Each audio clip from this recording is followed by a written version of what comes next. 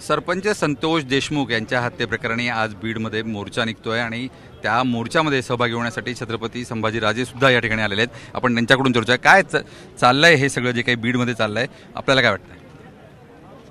सरपंच संतोष देशमुखांची ज्या पद्धतीने हत्या केली अत्यंत निंदनीय बाब आहे। एक सच्चा कार्यकर्ता, प्रामाणिक कार्यकर्ता, एक गरीब घराण्यातला मुलगा ह्याने 3 टर्म सरपंचपद तो निवडून आला आणि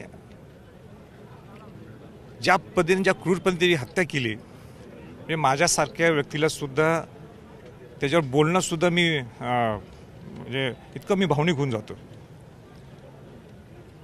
पण आज 19 दिवस होऊन गेलेले आहेत आणि ह्या 19 दिवसात पहिले 4 आरोपी जे पकडले त्यानंतर 3 आरोपी अजूनही पकडलेले नाही आहेत। ह्यात सगळ्यांचा म्होरक्या वाल्मिक कराड ज्याचं नाव सुद्धा विधान भवनच्या पटलावर मुख्यमंत्र्यांनी खंडणीचे हा दोषी आहे म्हणून घेतलं, तो सुद्धा फरार आहे। आणि या वाल्मिक कराडचा आश्रयदाता इथले बीडचे मंत्री धनंजय मुंडे हे स्वतः कबूल करतात आणि सांगतात की हो ते माझे जवळचे संबंधित आहेत, माझे स्नेही आहेत, त्यांची भागीदारी अनेक धंद्यात। पंकजाताई मुंडे सुद्धा म्हणतात की माझ्या भाऊ धनंजय मुंडेचा पान सुद्धा हलत नाही वाल्मिक कराड शिवाय। आणि या वाल्मिक कराड मग अटक का होत नाही अजून? मी धनंजय मुंडे म्हणजे मंत्री व्हायच्या अगोदरच मी जाहीर केलं होतं, कारण हे मी नाही, बीड जिल्ह्याची इच्छा आहे।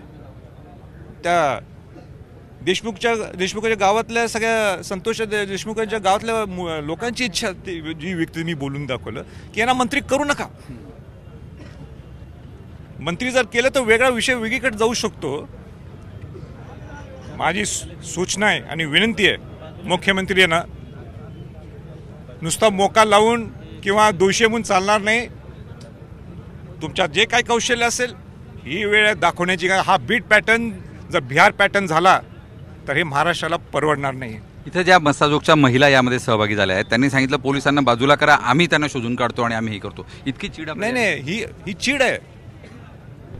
हे जे त्यांच्या वेदना आहेत म्हणून ह्या माता भगिनी बोलायला लागलेले आहेत। पण ह्याचा अर्थ नाही की पोलिसांनी काही बघू नये, त्यांनीच बघायला पाहिजे, त्याची जबाबदारी आहे। म्हणूनच ते पोलीस आहेत, म्हणूनच गृह खातं आहे आणि म्हणूनच तुम्ही सरकारमध्ये बसलाय। सरकारशी संबंधित सगळं नातं आहे हे पूर्ण महाराष्ट्राला माहिती आहे। नवीन काही सांगायची मी काही गरज नाही आहे। दमाने यांनी पण आरोप केलेले आहेत की मुंडे पूर्वी विरोधी पक्षामध्ये होते, ज्यावेळेस शरद पवार यांच्यासोबत होते त्यावेळेस त्यांना माहिती होतं की हे मुंडे अशा पद्धतीनं कामं करतायत आणि आता याच्यात गेले म्हणून हे राजकारण करतात असं त्यांचं म्हणणं आहे। आणि दुसऱ्या बाजूला असंही म्हणणं आहे की 3 जे प्रमुख आरोपी होते ज्यांनी मर्डर केला संतोष देशमुख त्यांचा सुद्धा मर्डर झालेला आहे। 2 बाबी आहेत त्याच्यातल्या।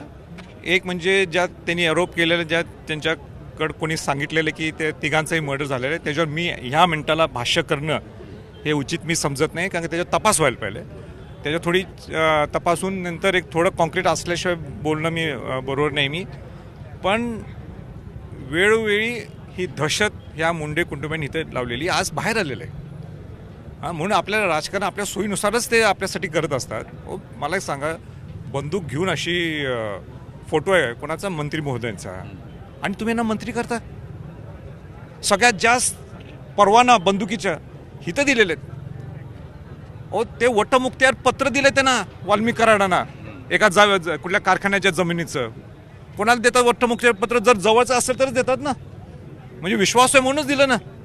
म्हणजे एवढंच संबंध असताना तुम्हाला माहीत नाही का हा वाल्मिक कराड कुठं लपलाय, कुठं दडून आहे, काय तुम्ही कुठं दडून ठेवलंय हे तुम्ही सांगायला पाहिजे। तुम्ही सरकारमध्ये शपथ घेतली आहे मंत्री म्हणून, तर तुमची जबाबदारी आहे की ॲज अ मिनिस्टर तुमचं कर्तव्य तुम्ही सांगणं गरजेचं आहे की हा फरार होऊन कुठं लपलेला आहे।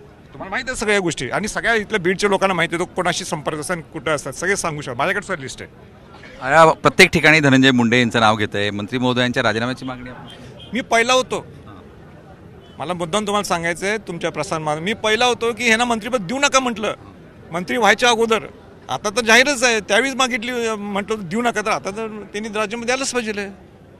एकूणच आपण बघू शकतोय की आज अनेक नेते या संतप्त जमावाच्या नेतृत्वासाठी या ठिकाणी इथे येत आहेत आणि सरपंच देशमुख यांच्याबद्दल जे काही आरोपी आहेत त्यांना अटक व्हावी यासाठी यामध्ये सहभागी होताना दिसत आहे.